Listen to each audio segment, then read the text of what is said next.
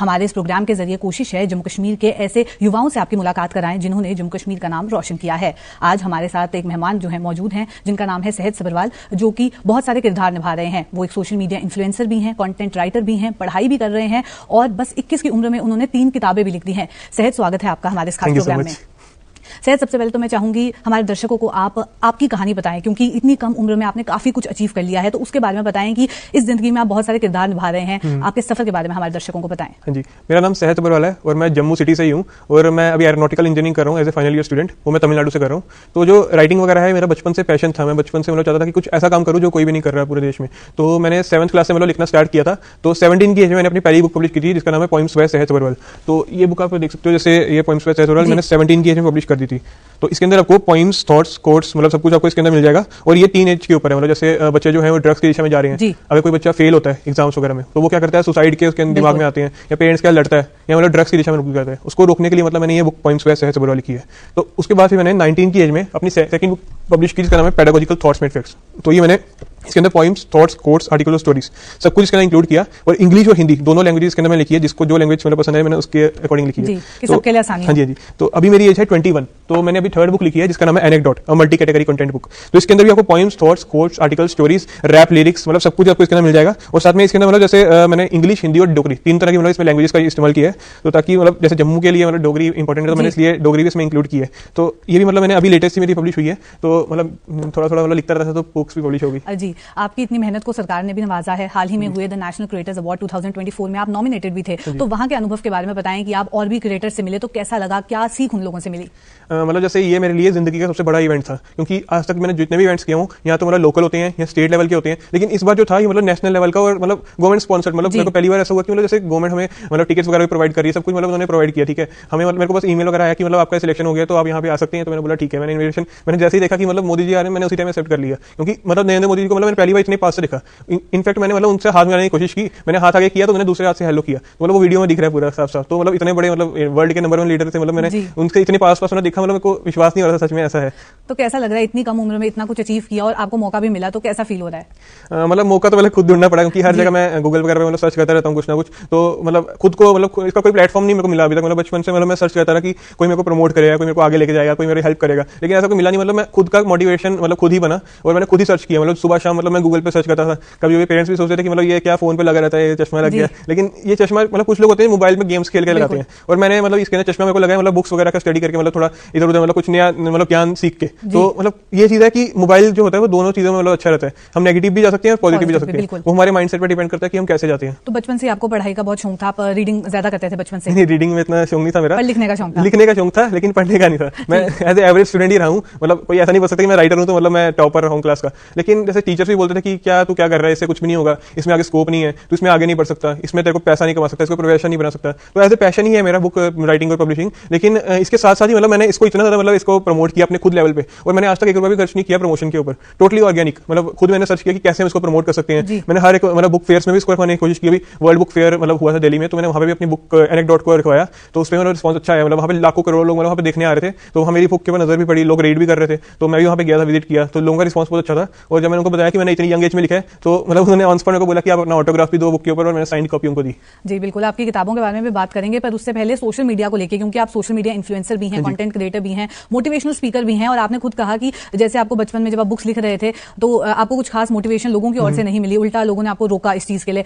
तो मैं यही जानना चाहूंगी कि जहां इस समय सोशल मीडिया की वजह से शायद लोग डिस्ट्रैक्टेड भी हैं, जितना यूथ है वो शायद थोड़ा सा डिस्ट्रैक्टेड है, अपनी पढ़ाई को छोड़ के फोन पे ज्यादा टाइम स्पेंड कर रहा है। वहीं आपने भी ये किया, पर आपने उसे अपने फायदे के लिए इस्तेमाल किया। और ये भी आप कह सकते हैं कि इस समय शायद कंपटीशन उतना ज्यादा नहीं है, बस डिस्ट्रैक्शन बहुत ज्यादा है, लोग डिस्ट्रैक्ट हो जाते हैं। अगर सही से हम फोकस करें तो हम क्या कुछ अचीव नहीं कर सकते। तो इसको लेके आप क्या सोचते हैं? जैसे हम फोन का इस्तेमाल करते हैं, तो जैसे कुछ लोग होते हैं गेम्स वगैरह के ऊपर इस्तेमाल कर रहे हैं। मैं बचपन से मेरा जैसे बच्चे वगैरह करते हैं वो जैसे प्ले स्टेशन वगैरह कोई गेम्स वगैरह खरीदनी है, ठीक है, उसके लिए पेरेंट्स से पैसे वगैरह मांगते हैं। तो मैंने बचपन से जो मेरे को पॉकेट मनी मिली मैंने उसको कलेक्ट किया और मैंने उसको सेव किया, ठीक है। उसके बाद मैंने उसको अपनी बुक्स के ऊपर पब्लिश करने के लिए मैंने उसको लगाया। तो जैसे मेरी पहले पॉइंट्स वगैरह मैं सबमिट करता था हर एक न्यूज़पेपर पे, लेकिन कभी सिलेक्शन नहीं होती थी। तो फिर धीरे धीरे करके एक मेरी पहली पोइम है मदर के ऊपर एक पोइम आई थी, तो वो मेरी पब्लिश हो गई, तो उसके वो न्यूज़पेपर पे आई, तो मेरे को उससे थोड़ा मोटिवेशन मिला। फिर उसके थोड़ी देर के बाद अगले संडे पे, मतलब संडे न्यूज़पेपर पे, तो वहाँ पे मेरी दूसरी poem I nothing much for minors, तो मैंने टीनेजर्स के ऊपर लिखी थी, जैसे वो कैसे उनकी क्या फीलिंग होती है, कैसे सोचते हैं, तो मैं भी टीनेजर ही था। तो उसके बाद फिर मतलब मेरे को थोड़ा और मोटिवेशन मिला, तो धीरे धीरे करके मेरी जो पोइम्स है वो गूगल के ऊपर भी सर्च होने लगी, मतलब वहाँ पे आने लग गई। तो उससे क्या हुआ, मेरे को एक पब्लिशर ने कॉन्टेक्ट किया कि आपका कंटेंट काफी अच्छा है,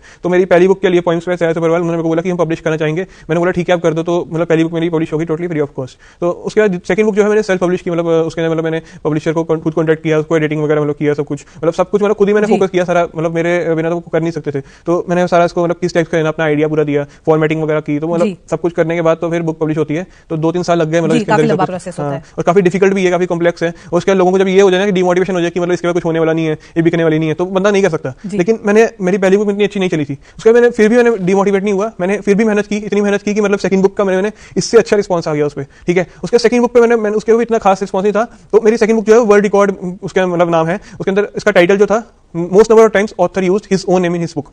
मतलब इसका क्या मीनिंग है कि मतलब जैसे मैंने हर एक मेरी जो राइटिंग है ना, जैसे कोट्स वगैरह हो गई, राइटिंग हो गई, उसके मैंने हर एक कोट के नीचे अपना नाम फुल नेम सैयद सब्रवाल लिख दिया, तो लोग समझ रहे थे पागल है, अपना प्रमोशन कर रहा है, इसको पता नहीं है कैसे करते हैं। लेकिन उनको ये नहीं पता था कि मैंने इसके पीछे एक मतलब काफी ज्यादा गहरी सोच थी कि मैंने ऐसा इसलिए किया ताकि थोड़ा अलग लगे, और अलग रखने का क्या इसका मकसद था कि मतलब मैं वर्ल्ड रिकॉर्ड के लिए मैं अप्लाई किया, इंडिया बुक ऑफ रिकॉर्ड्स में अप्लाई किया, सिलेक्शन हो गया, और उसके बाद दिल्ली बुक ऑफ रिकॉर्ड्स में अप्लाई किया, उसमें भी मतलब मेरे को रिकॉर्ड है, मैं रिकॉर्ड होल्डर हूं। तो ये कैसे हुआ कि मतलब मैंने अपने आप को मतलब खुद मोटिवेट किया, क्योंकि लोग तो डिमोटिवेट करने में लगे रहेंगे, और जब तक आप खुद को मतलब इतना टाइम नहीं ना दोगे, कोई आपको टाइम नहीं देगा।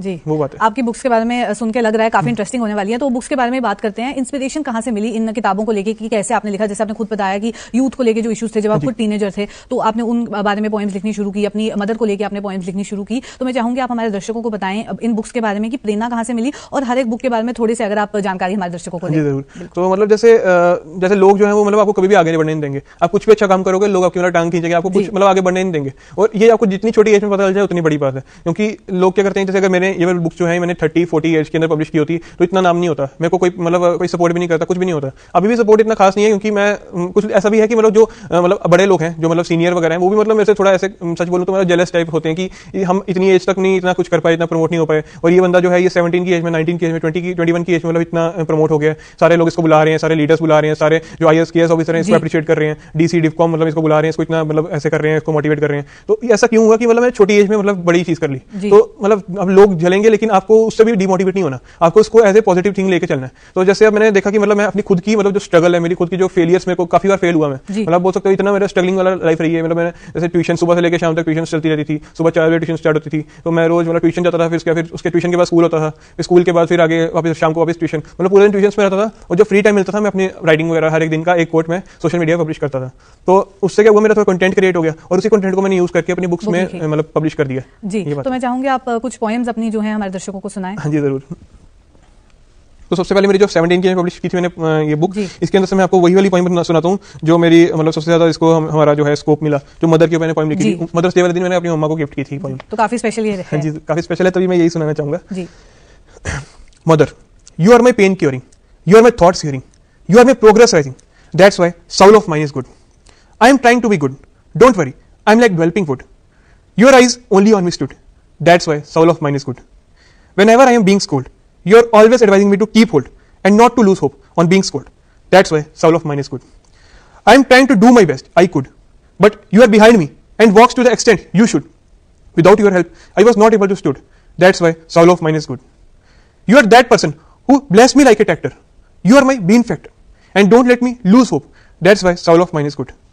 To score the highest marks and to get good remarks, you always advise me to do my best. And after that take some time to rest. That's why soul of mine is good. Thank you. जी, काफी ये दिल को छू लेने वाली है, और हर एक जो मदर है, हर एक माँ है, उनको ये डेफिनेटली पसंद आएगी।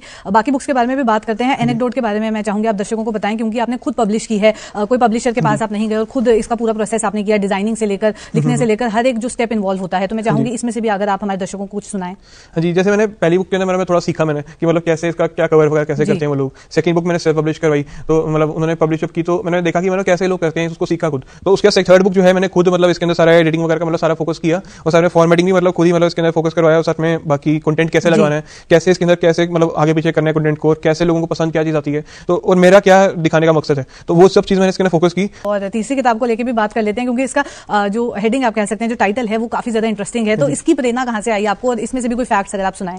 ये जैसा कि मैंने आपको बताया, पेडागोजिकल थॉट्स मेड फैक्ट्स, ये मैंने 19 की एज में पब्लिश की थी बुक। तो इसके अंदर पेडागोजिकल, सबसे पहले मैं आपको इसका मीनिंग बताना चाहूंगा। पेडागोजिकल का मीनिंग होता है कुछ टीच कर रहे हैं, किसी को कुछ सिखा रहे हैं, तो उसके ऊपर मैंने उसके जो थॉट्स हैं उसको मैंने इतना मतलब इसको इस टाइप से मतलब अपने इसको शोकेस किया है कि ये फैक्ट के अंदर मतलब आपको शोकेस हो रहे हैं। तो अलग अलग चीजें, थॉट्स भी लिख रहे हैं आप, कविताएं भी लिख रहे हैं, उसके अलावा आपने इसमें मेंशन किया कि स्क्रिप्ट भी लिखी है, और आपने खुद बताया कि आप रैप भी करते हैं, जो हमारी सोसाइटी के मुद्दे हैं, कई इश्यूज हैं, उनको लेके। तो मैं चाहूंगी आप हमारे दर्शकों को अपना कोई रैप भी अगर सुनाएं। रैप मैं आपको सुनाता हूँ, उससे पहले मैं चाहूंगा कि मतलब एक हिंदी पोएम रह गई है, तो मैं हिंदी आपको सुना दूं, क्योंकि कुछ ऑडियंस होगी जो हिंदी भी सुनना चाहेगी। तो पहली बुक जो 17 की में लिखी थी, उसमें से आपको रीड करके दिखाता हूँ।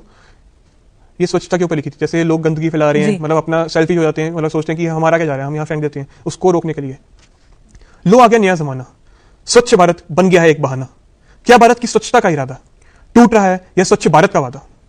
सैलानी है आते यहां, देखते हैं गंदगी देखे जहां, क्या वैष्णो देवी की पवित्र पहाड़ियां लिपटी हैं जो बर्फीली साड़ियां, एवं मनुष्य की अपवित्रता का साथ दया करो हम पर भैरवनाथ, इसी गंदगी का करना है अंत, तभी काम करेगी भक्ति और मिलेंगे प्रभु और संत। थैंक यू जी। आप इंस्पिरेशन भी जो इन चीजों से ले रहे हैं, तो काफी आपके अपने लाइफ से भी जुड़ी हुई हैं, काफी ऐसे मुद्दे हैं जो कि हमारी सोसाइटी में हम हर दिन देखते हैं, पर शायद उनके बारे में बात नहीं होती, या इतनी बार देख चुके होते हैं कि शायद हमें ध्यान ही नहीं जाता उन चीजों पे। तो आप वो कोशिश कर रहे हैं कि उन्हें आगे लाया जाए। काफी बढ़िया लिखते हैं, और अब रैप भी हो जाए। रैप सुनाता हूँ आपको। और ये जो रैप है, मतलब जैसे मैंने पोएम लिखी ना हिंदी में बहुत कम कंटेंट लिखता हूँ, लेकिन मैंने जब हिंदी में लिखा, मैं थोड़ा रैप वगैरह सुना, मैंने सोचा कि जो हिंदी में पोएम लिखी है उसको मैं मतलब बीट्स वगैरह लगा के उसको मतलब एज ए रैप में करूँ, और सब कुछ मैंने खुद किया। वीडियो रिकॉर्डिंग भी मैंने खुद की, एडिटिंग भी मैंने खुद की, और लिरिक्स भी खुद लिखे, सब कुछ मैंने खुद ही किया, और उसको रिलीज किया, तो मतलब अच्छे खासे व्यूज आके। अब मैं सुनाना चाहूंगा आपको। बलात्कार बार बार बन गया है कारोबार, पता नहीं कब कौन शिकार, डर सबके सर पर सवार के लिए क्या करेगी सरकार, खुद बनो ना जिम्मेदार, साथ लड़ेंगे ना मानेंगे हार, बुरी सोच को देंगे मार, मानवता को मार, तड़पती लाश को जलाया, बुरे काम करके पूरे देश को रुलाया, जनता की सोई हुई इंसानियत को फिर से जगाया, क्या पाया अपचता मोमबत्ती ही जलाया, जो गवाया उसे खोकर भी ज्ञान न कमाया, क्या पढ़ाया लिखाया रंग से जीना न सिखाया, क्यों दूसरों की बहन को देखकर इनका दिमाग भटकता है, जब खुद की बहन को देख के कोई तो दिल बहुत चलता है, झूठ है कि महिलाओं के मुकाबले मर्दों में है ज्यादा दम, जिनकी हवस नहीं थमती देते सबको गहरे जख्म, जात पातों का सब खाक, जब इंसानियत नमक शब्द हो गया है रख, भेदभाव को मानते अपना धर्म, कुकर्म मुद्दा गर्म, देशभक्ति के नाम पे शर्म, वो भी तो मेरी गोद में सुलाया, जिस माँ ने प्यार से पालकर दूध है पिलाया, बचपन ने तुमने दूल्हा दिल लासा दिखाया, बड़े होकर ऐसे मुंह काला कर शर्म से झुकाया, ऐसे बुरे काम करने से पहले सिर्फ एक बार दिल से मां का ध्यान कर लेना, शायद ये भटका हुआ दिमाग दिल की मान इंसानियत की राह चाहे आसान कर देना। बाय सेहत सबरवाल। Thank you. बहुत खूब, बहुत खूब। और आपने बताया कि ये खुद आपने लिखा, खुद वीडियो बनाई, खुद एडिटिंग की, और बुक्स को लेके भी आपने खुद उन्हें पब्लिश किया, खुद आप पूरी डिजाइनिंग करते हैं। उसके अलावा पढ़ाई भी कर रहे हैं। मैं आपको बता दूं कि ये एरोनॉटिकल इंजीनियरिंग कर रहे हैं, और तमिलनाडु से कर रहे हैं। तो जम्मू आके भी आप कंटेंट यहाँ पे शूट करते हैं, यहाँ की भी रिकॉर्डिंग करते हैं, यहाँ के मुद्दों के बारे में भी लिखते हैं, फिर आप वहां जाके पढ़ाई भी करते हैं, और सब्जेक्ट्स भी आपके कुछ खास आसान है नहीं, तो उसके लिए भी पूरा टाइम देना है। टाइम कैसे मैनेज कर लेते हैं आप? उसके बाद सोशल मीडिया का भी ध्यान रखना है, आप गेस्ट स्पीकर भी हैं, मोटिवेशनल स्पीकर हैं, एज ए टीचर आपको बुलाया जाता है, तो टाइम मैनेजमेंट कैसे करते हैं आप?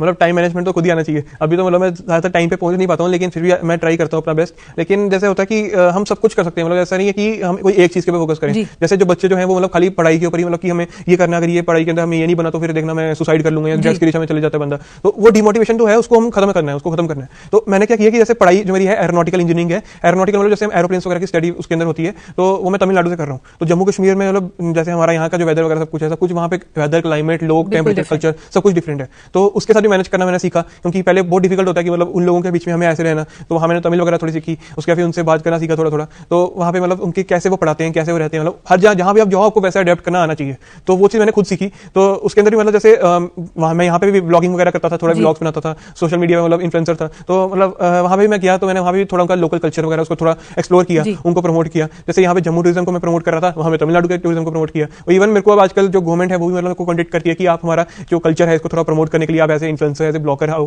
तो मतलब ये काफी अच्छा लगता है कि जैसे खाली राइटिंग के लिए ही नहीं, राइटिंग के साथ साथ इन्फ्लुएंसिंग के लिए भी मेरे को अवार्ड मिल चुका है, और साथ में इसके अंदर मेरे को काफी एक्नॉलेजमेंट वगैरह मिल चुकी है। तो साथ ही साथ जैसे मेरे को थोड़ा सा मतलब इसके अंदर फेम वगैरह बड़ा बुक्स के साथ, तो उसके मेरे फॉलोअर्स वगैरह में थोड़े बढ़ गए सोशल मीडिया पे, तो मेरी ओवरऑल मेरी 1 मिलियन के अराउंड रीच हो गई। तो उससे क्या हुआ कि मेरे को थोड़े ब्रांड्स वगैरह ने बोला कि आप हमारा ब्रांड प्रमोट करो, तो वो प्रमोट करने से मतलब मेरे को क्या हुआ, और ब्रांड्स आए, तो मतलब एज ए इन्फ्लुएंसर में बन गया, तो मेरे को ब्रांड्स आते हैं, तो मैं बस उसको फोटो डालता हूँ, प्रमोट करता हूँ, तो मेरे को मतलब कभी पेड भी होते हैं, कई बार बार्टर भी होते हैं, तो वो मतलब ऐसा मतलब हो गया कि मतलब कोई ऐसा सीखने को मिल गया और सीखने को मिला।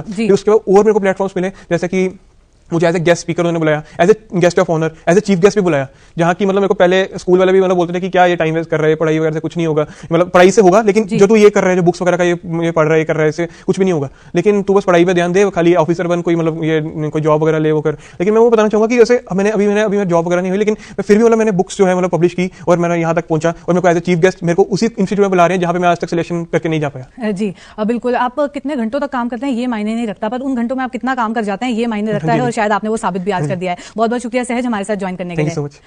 तो चलिए फिलहाल के अंक में इतना ही। आज हमारे साथ जो खास मेहमान मौजूद रहे वो हैं सहज सब्रवाल, जिन्होंने 21 की उम्र में 3 किताबें भी लिख दी हैं और कई लोगों के लिए ये एक मिसाल भी बन गए हैं, और इन्होंने साबित भी किया है कि अगर मन में विश्वास हो तो क्या कुछ हासिल नहीं किया जा सकता। तो चलिए फिलहाल के अंक में इतना ही। आपसे फिर मुलाकात करेंगे और ऐसे ही और टैलेंटेड लोगों से आपकी मुलाकात कराएंगे। अभी के लिए दीजिए इजाजत, नमस्कार।